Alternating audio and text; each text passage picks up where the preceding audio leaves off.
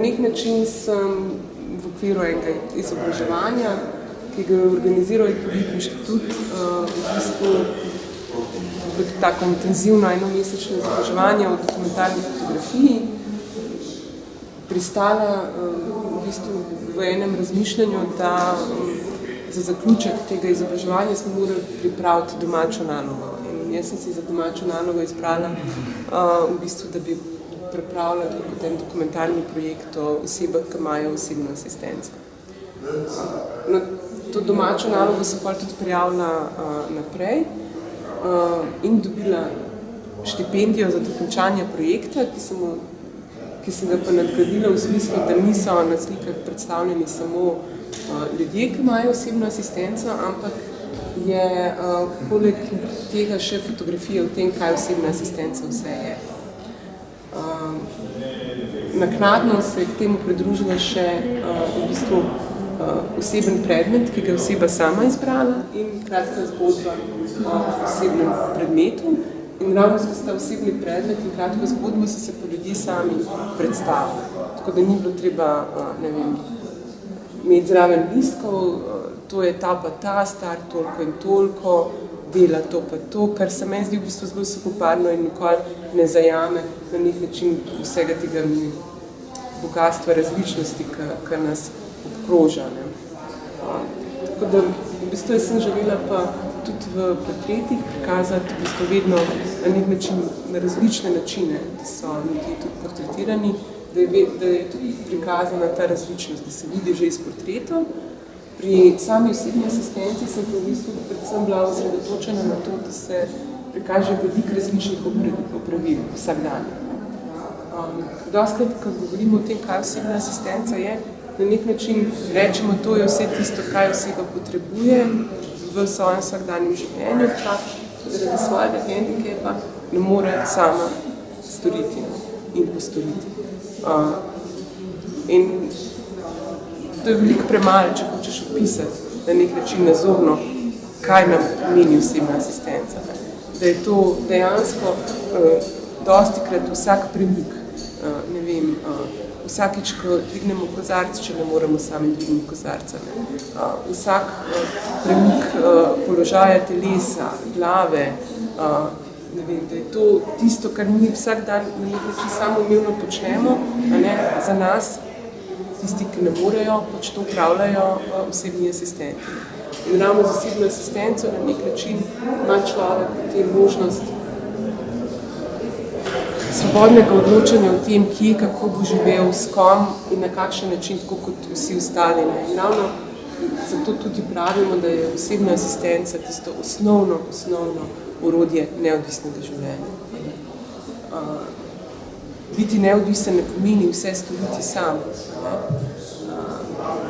ampak pomeni, da lahko odločaš, da imaš možnost odločanja o tem, kaj in kako boš storil sam ali pa s pomočjo osebne asistence.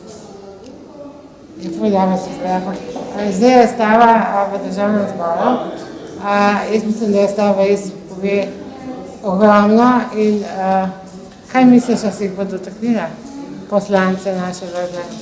No, to je v bistvu 5. postavitev razstave. Na nek način je bila razstava namenjena vsem tistim, ki ne vedo, kaj osebna asistenca pravzaprav je, da se pobliže s tem spoznajo. Se jih bo dotaknila ali ne vem. Jaz mislim, da pač osebna asistenca je, tako kot tudi deinstitucionalizacija, da je to politična odločitev. Politika se mora odločiti da in to tudi storiti. Nažalost, pa v bistvu te obljube poslušamo že vrsto let. Tudi pred tem, ko smo sami vložili zakon v proceduro leta 2012, pa nam je bilo rečeno, da bo v roku enega leta nov zakon. Še pred tem so bile razne delovne skupine, ki so delale na različnih variantah uzakonitvi te pravice.